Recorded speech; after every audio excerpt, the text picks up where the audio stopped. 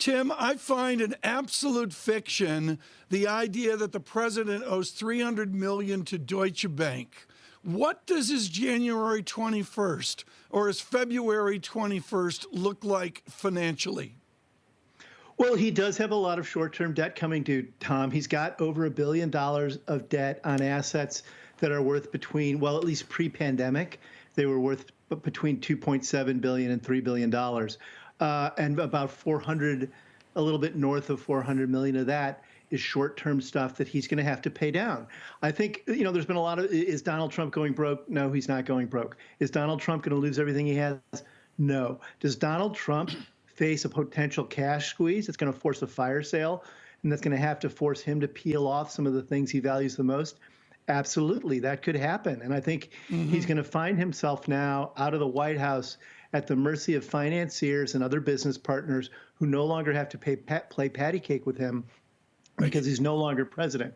Tim, I've been hit over the head with Tim O'Brien questions, and I don't know how to answer them, so you're going to answer it right now. Can he funnel the fundraising he's done in the last number of weeks, tens and even hundreds of millions of dollars, into his private use after he leaves office? Absolutely not.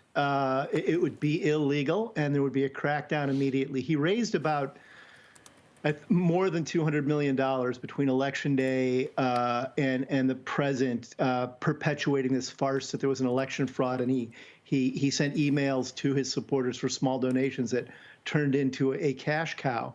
All of that money has to be used in some way for political purposes. He can use it to do rallies around the country and pay for his travel fees and associated costs, and those will actually be moneymakers for him as well.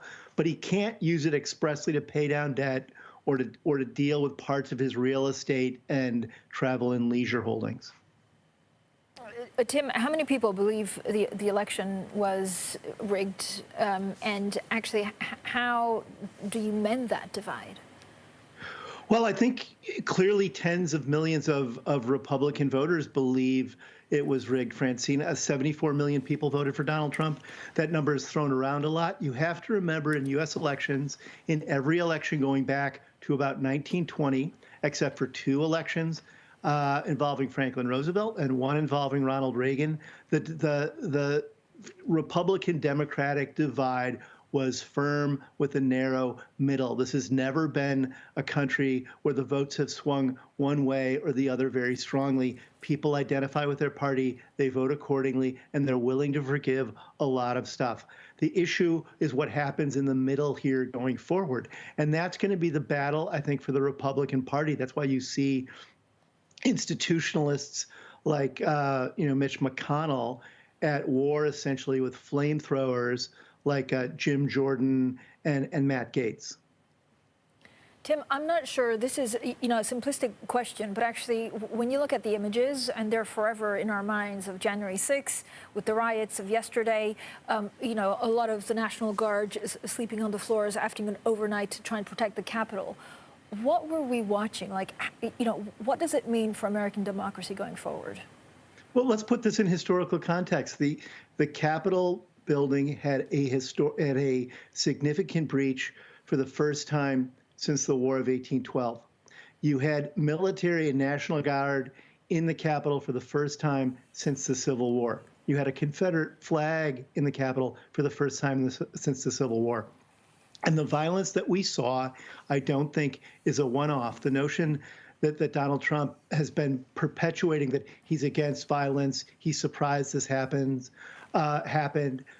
Violent rhetoric and violent actions have been part of his presidency since he came down the escalator at Trump Tower in 2015. He has threatened people at his rallies. He said he'd like to kill people at his rallies. Pipe bombs, you may recall, were sent to the media and to prominent Democrats a couple of years ago. His advisors engage in violent rhetoric. And there's a very violent undertone to part of American society that's been with us since before Donald Trump. And it's a deep scar that the United States has to address.